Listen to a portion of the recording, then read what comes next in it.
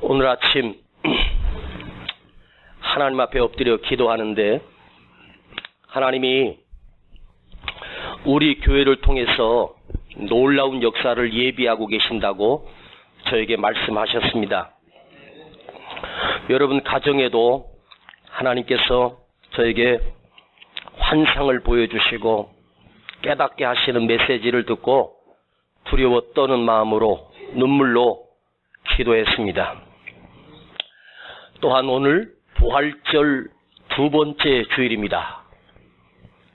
그래서 다시 한번 십자가를 생각하고 다시 한번 부활절을 가슴에 새기면서 오늘 이 말씀을 듣기를 원합니다. 세례 요한 아세요? 세례 요한. 왜 세례 요한이죠? 세례를 베풀었던 유일한 사람.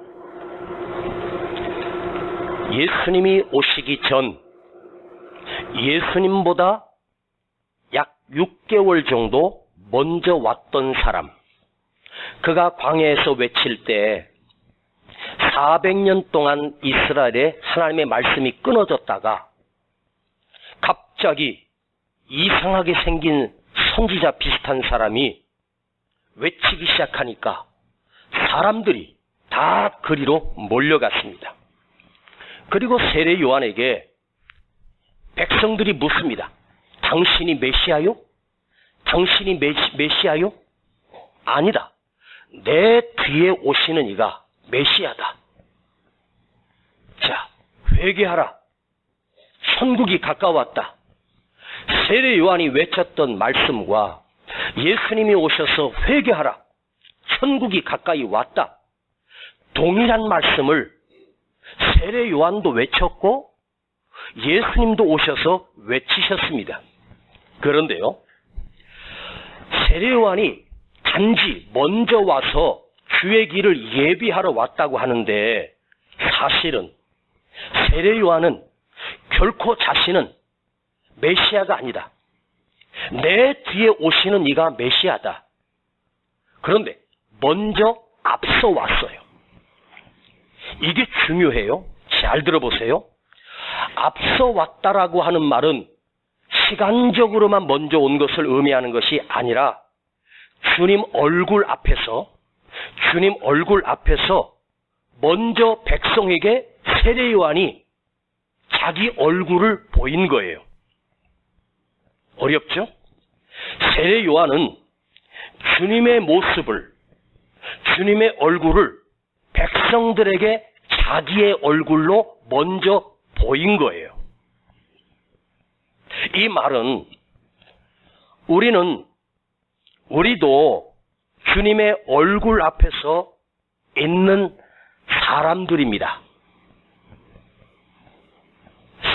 이걸 설명하기가 좀 어려운데 세상 사람들은 우리를 보면서 뭘 보여달라고 하냐면 예수님을 보여달라고 해요. 그런데 우리가 어떻게 자, 이분이 예수님입니다. 저분이 예수님이다 라고 보여줘야 되는데 보여줄 길이 없잖아요. 그러면 어떻게 보여주냐면 자기 얼굴을 보여주면서 내 얼굴을 통해서 예수님의 모습을 보여주는 삶이 바로 그리스도인의 삶입니다. 자, 예수 믿는 사람을 그리스도인, 크리스찬, 성도라고 하고 제자라고 해요. 그 말은 나의 삶을 통해서 예수님의 모습을 그들에게 보여주는 거예요.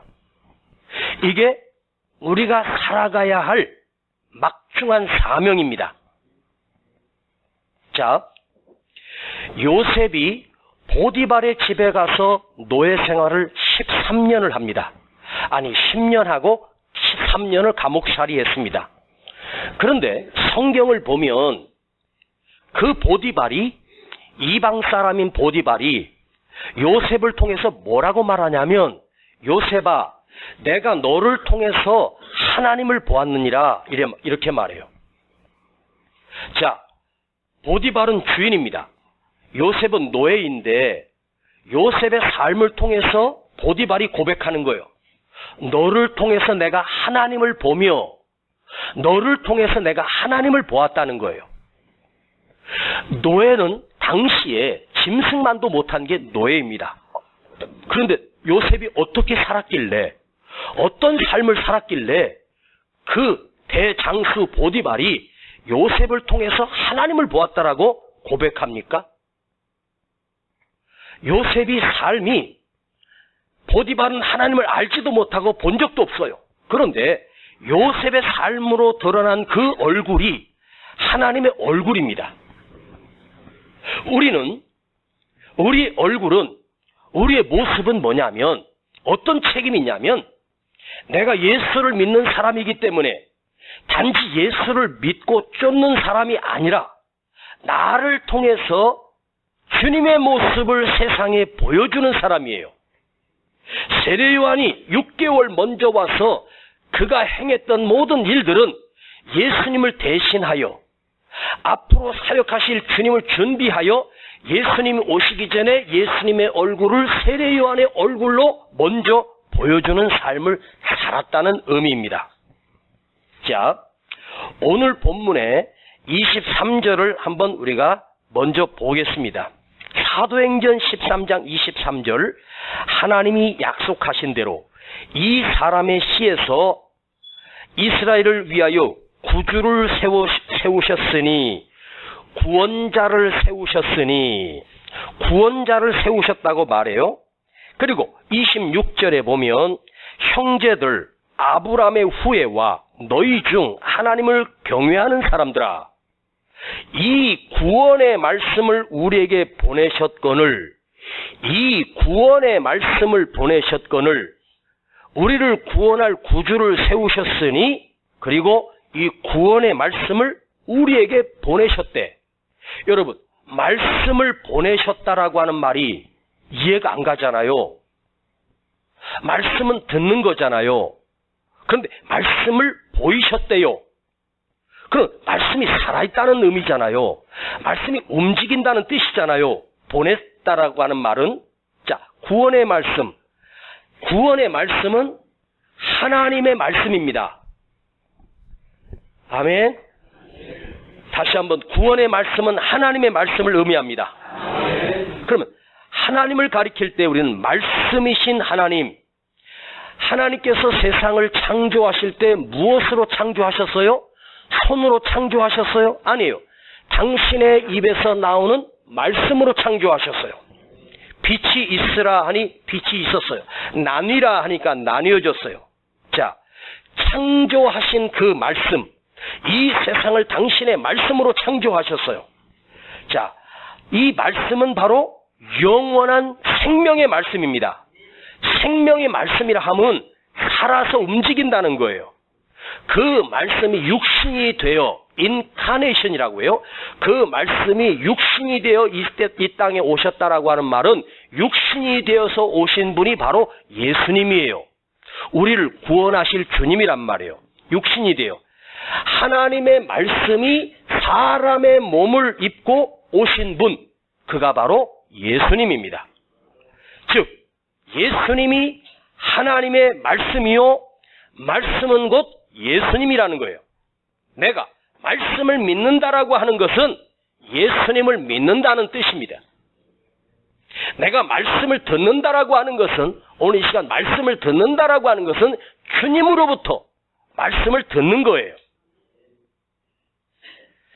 자, 하나님의 말씀을 알고 믿는다는 것은 바로 주님을 알고 주님의 말씀을 믿는다는 뜻입니다. 내가 그 말씀을 믿습니다 하는 말은 내가 하나님을 믿습니다. 내가 그 말씀을 믿습니다 하는 것은 예수님을 믿습니다. 자, 예수님을 보았다라고 하는 것은 하나님을 본 것이요, 주님 말씀하셨거든요. 제자들이 수시로 주님에게 이렇게 질문합니다. 예수님, 주님, 하나님을 보여주세요. 하나님 좀 보여주세요. 그때 주님이 이렇게 말씀하셨어요. 너희가 나를 보았거늘, 나를 보면서 어찌하여 다시 하나님을 보여달라 하느냐? 나를 보았으면 하나님을 본 것이라고 주님이 말씀하셨어요. 이 말은 뭐죠? 예수님이 곧 성자 하나님이시여요. 주님을 본 자는 하나님을 본 것이고 주님을 만난 사람은 하나님을 만났다는 뜻입니다. 그 말씀을 들었다는 것은 주님을 만난 사람입니다. 오늘 사랑하는 여러분, 하나님의 말씀을 듣고 오늘 주님의 말씀을 듣고 듣고만 가지 말고 전능하신 하나님을 만나고 우리 주님을 만나고 가는 은혜가 있기를 축복합니다.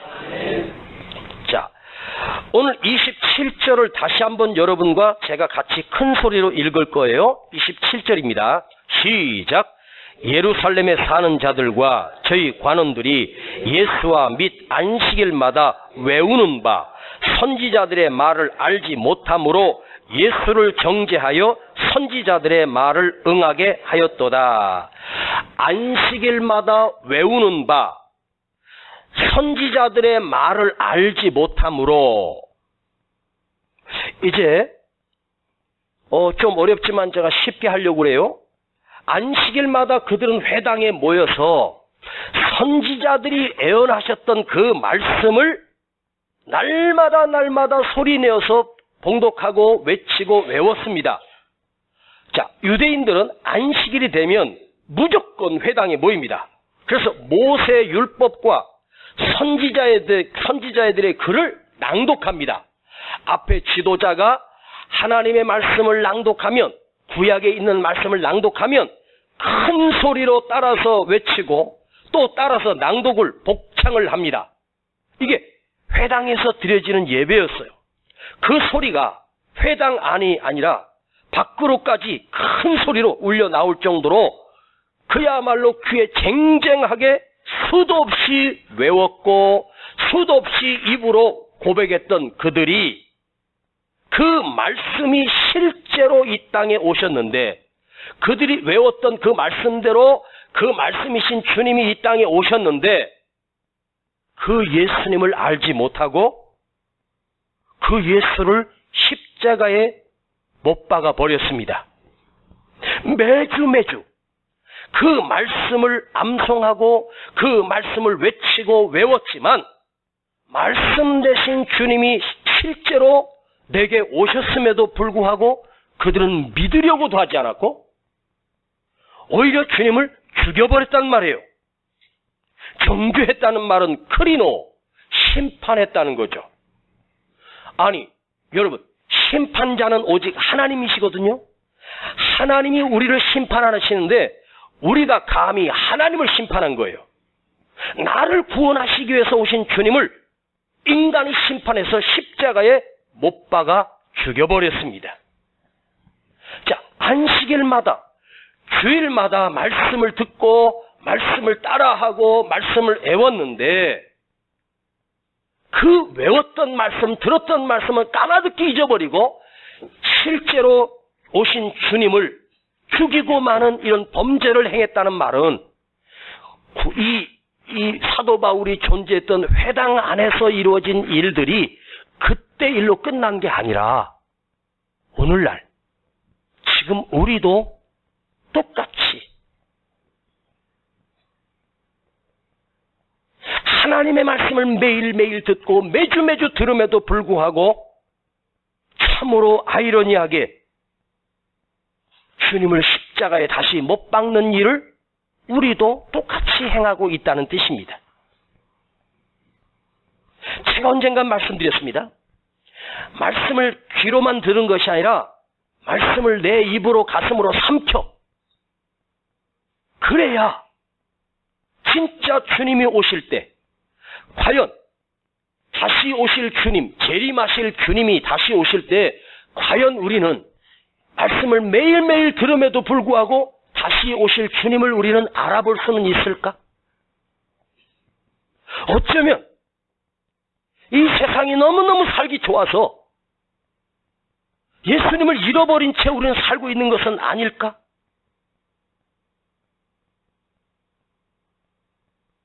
우리는 오늘 깊이 한번 생각해 보아야 합니다. 자, 그들이 빌라도에게 가서 오늘 28절의 말씀처럼 빌라도에게 죽일 죄를 찾지 못하였으나 빌라도에게 죽여달라 하였으니, 자, 죄 없으신 주님을 그들은 다른 사람을 통해서 죽여달라고 부탁합니다. 왜 그들이 말씀으로 오신 나를 구원하실 예수님을 죽이려고 했습니까? 즉, 자기 자신들의 기득권을 유지하기 위해서, 내 자리 빼앗기지 아니하려고 예수님을 죽인 거예요. 예수님이 계시면 내 자리가 위협을 받거든요. 그래서 그들은 자기 기득권을 지키려고 죄 없으신 예수님을 자기들이 죽일 수는 없으니까 총독 빌라도에게 대신 십자가에 못 박아 달라고 백성들까지 가세해서 마치 데모가 일어날 것처럼 협박을 하니까 빌라도가 그들의 협박에 무너져서 밀란이 일어날까 두려워 할 수 없이 예수님을 십자가에 못 박도록 내어준 것입니다. 여러분, 주님이 오시기 전 700년 전에 이사야 선지자는 이렇게 말했습니다. 그가 찔림은 우리의 허물을 인함이요, 그가 상함은 우리의 죄악을 인함이라. 그가 징계를 받음으로 우리가 평화를 누리고 채찍에 맞음으로 나음을 얻었도다라고 주님이 오셔서 고난당하실 것을 정확하게 700년 전에 미리 예언했고 말씀했어요. 이 말씀을 그들이 회당에 모여서 수도 없이 외치고 들었고 말로 고백했던 사람들입니다. 실제로 그 말씀대로 주님은 누명을 쓰시고 비참하게 십자가에서 죽으셨습니다. 그것 또한 하나님의 말씀이 응하게 하시려고, 이루어지게 하시려고. 자, 그렇다면 중요한 메시지가 여기 있습니다. 하나님의 말씀은 반드시 응하고 성취된다는 뜻입니다. 자, 구약에 있는 말씀이 단 하나라도 응하지 않고 이루어지지 않은 말씀이 없어요. 구약에 선지자를 통해서 메시아를 보내주겠다고 수도 없이 예언했습니다. 어찌 됐습니까? 성취되고 이루어졌습니다. 가룟 유다에게 은 30에 팔리는 것도 성경에 응하였습니다. 채찍으로 맞으심도 그대로 임했습니다. 십자가에 사지가 찢겨서 죽으심도 성경대로 응했습니다. 또 3일 만에 다시 부활하실 것도 성경대로 응했습니다. 핍박받으시고 고난을 받으시고 고초를 당하시는 것도 그 말씀대로 응하였습니다. 즉, 주님이 오셔서 이 땅에 사셨던 삶은 성경의 말씀 그대로 말씀대로 사셨음을 의미합니다. 또 하나의 메시지가 있다면, 고난은 참 생명으로 이르는 필수적 과정이라는 것입니다. 고난은 절대로 고난으로 끝나지 않아요. 여러분, 고생은 고생으로 끝날지 몰라도 주님 때문에 받는 고난은, 믿음 때문에 받는 고난은 절대로 고난으로 끝나지 않습니다. 주님은 그 고난으로 끝나지 않고 바로 우리의 죄를 당신이 그 고난을 통해서 다 짊어지시고 우리를 살려내셨습니다. 약속대로 부활하셨습니다. 다시 살아나셨습니다. 하나님이 저와 여러분을 살리시기 위해서 오직 당신이 이 땅에 오셔서 우리 대신 십자가에 죽으셔야만 우리를 살려낼 수 있습니다. 죽으셨고 다시 사심으로 오늘 우리를 이 땅에서 죽어도 다시 사는, 죽어도 다시 새 생명으로 사는 이 원리가 바로 부활입니다. 여러분, 오늘 부활절 두 번째 주일, 부활은 주님만이 죽으셨다가 주님만이 다시 살아나는 것이 아니에요. 주님이 죽으셨다가 다시 살아나심으로 인해서 주님께서 처음으로 사망 권세를 깨뜨리신 거예요. 누구든지 주 예수 그리스도를 나의 구주로 믿는 사람은 누구든지 예수 그리스도를 영접하고 믿는 사람은, 그 말씀을 믿는 사람은 죽어도 다시 사는. 여러분, 여러분의 생명은 죽음으로 끝나는 게 아니야. 이걸 진정으로 믿을 수 있기를 축복합니다. 실로 그럴까? 정말 그럴까? 의심하지 마세요. 여러분은 죽어도 다시 사는 영원한 생명을 얻은 부활입니다. 할렐루야. 성경은 2000년 전에 끝난 게 아니에요. 성경의 사건은 오늘도 반복되고 있고, 오늘도 이루어지고 있고, 오늘도 성취되고 있습니다. 할렐루야. 아멘. 예수님의 말씀은 유대교 지도자들에 의해 십자가에 못 박히셨던 것처럼 오늘날도 하나님의 말씀으로 살려고 하는 자는 반드시 이 악한 세상이 우리를 죽이려고 하고 모함합니다. 자, 보세요. 세상에 불교나 천주교나 이슬람교나 다른 종교들이 수도 없이 많이 있지 않습니까? 그런데 참 신기하게 누가 불교를 탄압하는 사람이 있어요? 없어요. 불교를 믿지 않는 사람도 불교를 호의적으로 생각해요. 천주교도 그래요. 다른 종교도 그래요. 그런데 신기하게 이 기독교를, 교회를 세상이 그렇게도 미워하고 핍박합니다. 참 신기하죠? 이게 왠지 아세요? 이게 십자가 원리예요. 세상은 예수님을 십자가에 못 박았듯이 우리에게 뭔가 하나의 흠만 있으면, 아니 흠이 없어도 털어서 죽이려고 하고 핍박하고, 그것은 지금도 십자가의 그 핍박은 지금도 재현되고 있고 지금도 계속되고 있는 거예요. 안티 기독교가 있어요. 그래서 그 종교가 뭐냐면 그것도 교단 만들어가지고, 그 교단 이름이 뭐냐? 사탄교예요. 여러분 사탄교라고 아세요? 우리나라의 사탄교 세력이 얼마나 많은지 아십니까? 그들은 틈만 나면 기독교를 박해하고 핍박하고 언론을 통해서 데모하고, 그래서 청와대에다가 민원창에다가 우리가 나가서 전도하는 것을 막아달라고, 전도를 못하게 아주 청원을 해서 법제화시키려고 지금 발악을 하고 있어요. 그런 시대예요. 다른 이야기를 좀 해보겠습니다. 1993년 독일 히틀러의 압제로 인해서 그 독재자들이 자기의 체제를 선포하고 독일에 있는 교회를 히틀러 정권의 하부 기관으로 만들어 놨습니다. 그때 젊은 목회자였던 본헤퍼 목사님이 계셨습니다. 본헤퍼 목사는 그 핍박 시대에 고백교회를 세워서 그 독일 나치의 반기를 들고 싸우기 시작했습니다.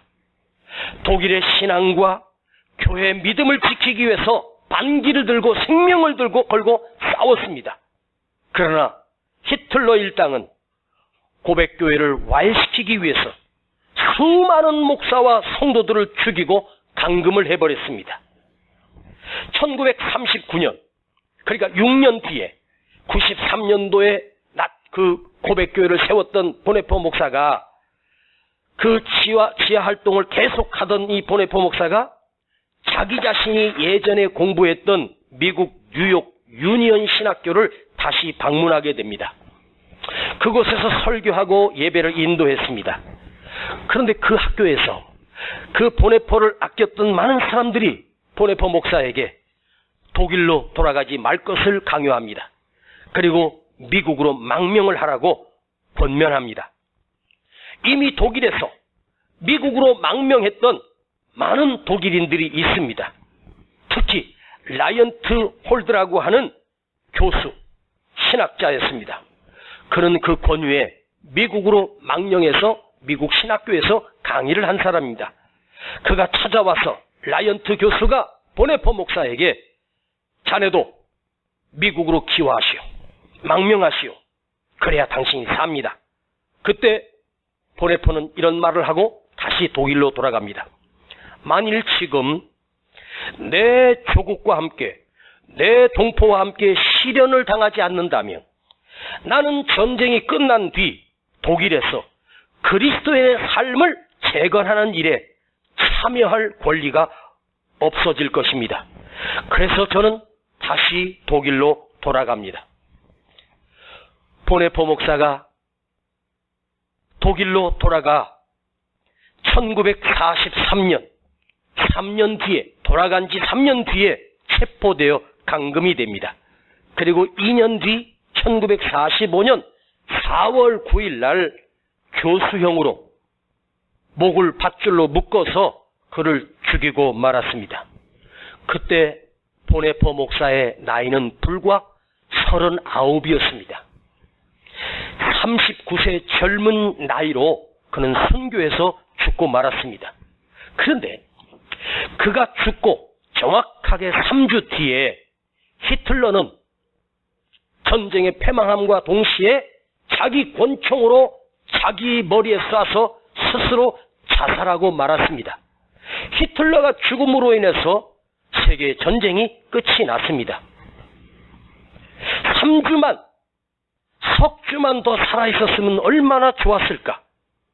그러나 여러분, 보네포 목사님, 그는 전쟁이 끝나기 전에 죽었으므로 독일의 그리스도인들을 재건하겠다는 그의 꿈은 사라진 것이 아니었습니다. 그가 믿음을 지키다가 선교한 그 믿음이 살아있어서 독일의 교회를 다시 재건했고 그 보네포 정신이 온 그리스도의 마음으로 전파되면서 독일 교회가 굳건하게 세워진 것입니다. 왜요?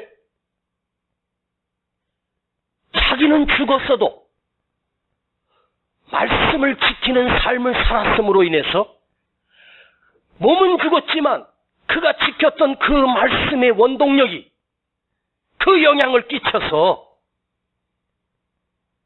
수많은 사람들을 살려내고 말았습니다. 사랑하는 여러분, 내가 하나님의 말씀을 지키다가 내가 죽는다고 해도 그건 죽은 것이 아니에요. 보네포 목사는 지금 하늘에 살아계십니다. 또한 그 정신이 살아있는 거예요. 이게 중요해요. 저의 아버지는 52에 돌아가셨습니다. 28년을 목회하시고 살 하나 없는, 제가 언젠가 말씀드렸습니다. 저의 아버지 몸무게는 34kg였습니다. 키가 168에 남자가 34kg라면 그게 사람입니까? 그야말로 완전히 바싹 마른 몸으로 믿음을 지키다가 병이 들어서 그 병든 몸으로 28년을 강단에서 설교하시고 돌아가셨습니다. 수요 예배를 마치시고 내려오셔서 그대로 누워있다가 소천하셨습니다. 저는 그 소식을, 제가 군 생활할 때 그 소식을 들었습니다. 제가 제대하기 전날 아버지가 돌아가신 거예요. 딱 하루만 더 살아계셨으면. 저희 아버지가 제가 임종도 지켜보지 못했지만 평생을 그 병든 몸으로 믿음을 지키고 강직하게 말씀대로 사셨습니다. 그때 우리 아버지 목회하는 교회 성도들은 저희 아버지 목사님을 이렇게 불렀습니다. 작은 예수님이라고. 많은 권사님들이 저에게 말했습니다. 은세야, 너의 아버지는 작은 예수다. 예수님처럼 사셨어. 단 한 번도 혈기를 본 적 없고 단 한 번도 불평하는 것을 보지 못했다. 참으로 예수님처럼 사셨다. 이렇게 말씀하시더라고요. 저희 아버지를 제가 닮았으면 얼마나 좋겠는가. 늘 부족함을 저도 느낍니다. 그러나 52세에 1980년 초에 돌아가신 저의 아버지는 이 땅에 계시지 않지만 그가 살았던 말씀의 정신은 살아있습니다. 사랑하는 여러분, 여러분이 말씀대로 살아가는, 십자가를 지고 살아가는 그 정신은 내가 이 땅에서 사라져도 그 말씀의 정신은 다시 살아납니다. 여러분 자녀들에게, 다음 세대 우리 자녀들에게 살아서 역사합니다. 우리 또한 우리 전 세대 믿음의 신앙을 본받아서 우리는 그 믿음을 지키며 살고 있습니다. 여러분, 지금은 때가 너무너무 악한 세대입니다. 교회가 다 무너지고 있고 사람들이 교회를 다 떠나는 시대를 살고 있습니다. 그러나 사랑하는 여러분, 여러분은 그 자리를 지키십시오. 목숨을 걸고 지키십시오. 이 믿음을 내가 지켜가고 이 말씀을 지켜가고, 그것이 아무것도 아닌가요? 아니에요. 여러분이 지켰던 그 자리에 다음 세대 사람이 앉아서 그대의 믿음을 본받아, 그대의 말씀의 정신을 물려받아 다시 다음 세대까지 믿음을 지켜가는 교회로 주님이 오시는 그날까지, 아시겠습니까? 오늘 여러분, 주님이 십자가에서 못 박혀서 당하는 그 고난과 그 피 흘리심으로 인해서 그 사지백체가 우리 모든 죄를 깨끗이 씻겨지심을 여러분은 정말로 믿으십니까? 예수님이 십자가에서 찢기심으로 인해서 내가 구원받았음을 믿습니까? 또한 주님이 죽음을 깨뜨리시고 다시 부활하심으로 우리가 죽음을 넘어 새 생명으로 접속되어 다시 살 것을 여러분 믿습니까?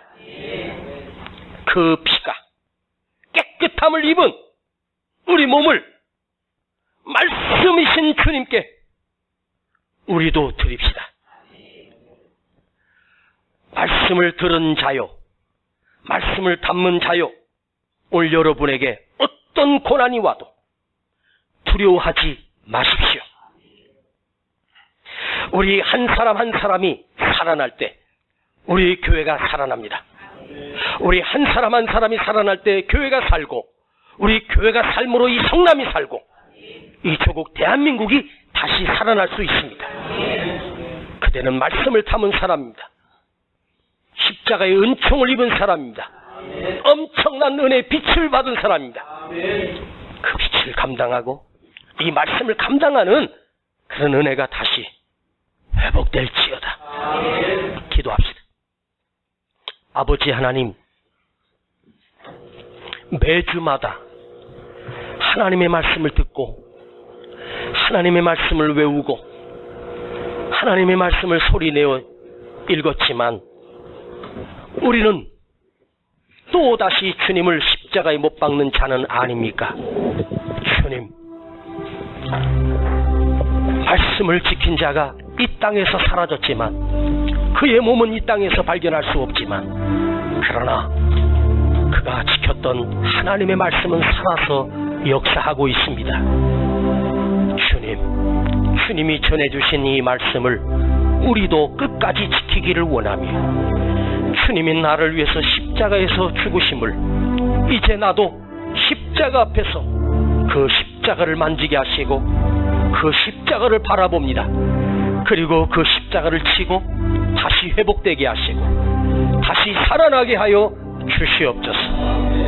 예수님의 이름으로 기도하옵나이다. 아멘. 십자가 앞에서 뜨거운 사랑을 알았네. 십자가 앞에서 진정한 회개를 배웠네. 십자가 앞에서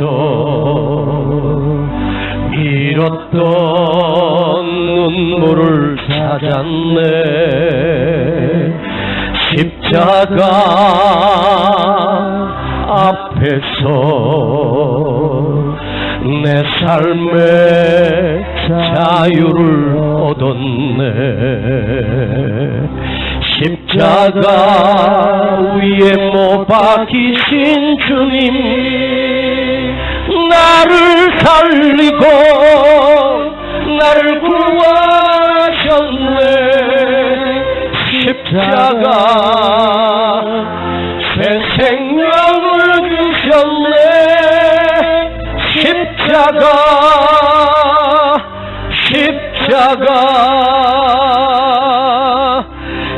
십자가 위에 못 박히신 주님, 나를 고치고 나를 세워주셨네. 십자가 내 삶을 바꾸었네. 십자가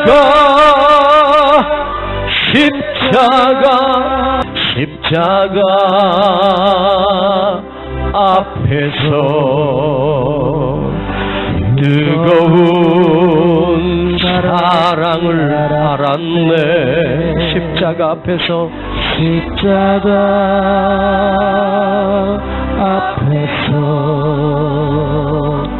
진정한 회개를 배웠네.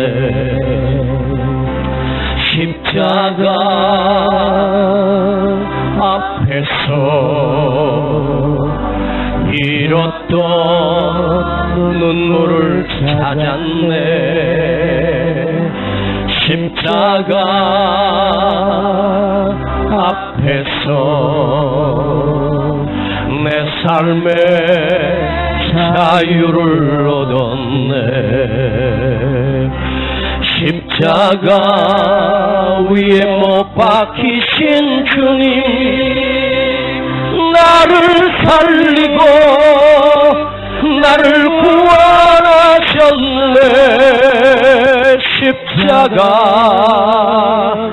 새 생명을 주셨네. 십자가 우리 다 같이 일어나십니다. 십자가 위에 못 박히신 주님, 나를 고치고 나를 세워주셨네. 십자가 내 삶을 바꾸었네.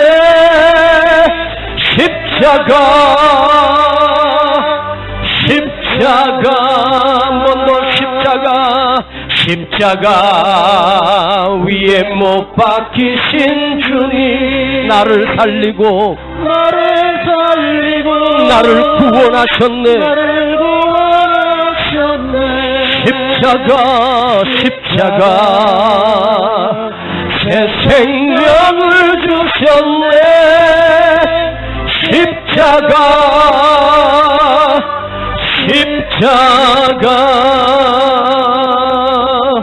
주 달려 죽으신 십자가.